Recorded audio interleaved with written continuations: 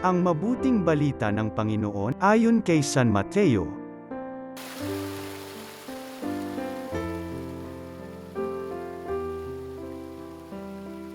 Noong panahong yun, bumalik na tuwang-tuwa ang 72.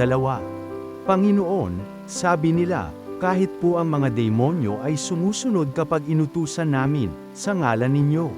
Sumagot si Jesus, nakita ko ang pagkahulog ni Satanas mula sa langit, parang kidlat.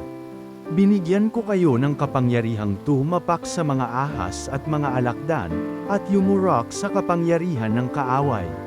Walang makapipinsala sa inyo.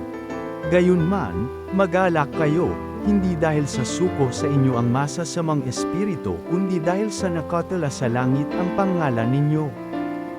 Nang oras ding yun, si Jesus ay napuspos ng galak ng Espiritu Santo. At sinabi niya, pinasasalamatan kita, Ama, Panginoon ng langit at lupa, sapagkat inilihim mo sa marurunong at pantas ang mga bagay na ito at inihayag mo sa mga taong ang kaloob-ay tulad ng sa bata. Oo, Ama, sapagkat gayon ang ikinalulugod mo. Ibinigay sa akin ng aking Ama ang lahat ng bagay. Walang nakakikilala sa anak kundi ang Ama, at walang nakakikilala sa Ama kundi ang anak at yaong marapit ang pagpahayagan ng anak.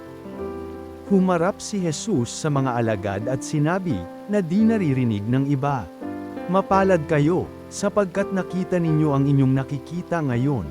Sinasabi ko sa inyo maraming propeta at mga hari ang nagnasang makakita ng inyong nakikita ngunit hindi nila nakita. Hinangad din nilang mapakinggan ang inyong naririnig ngunit hindi nila napakinggan. Ang mabuting balita ng Panginoon.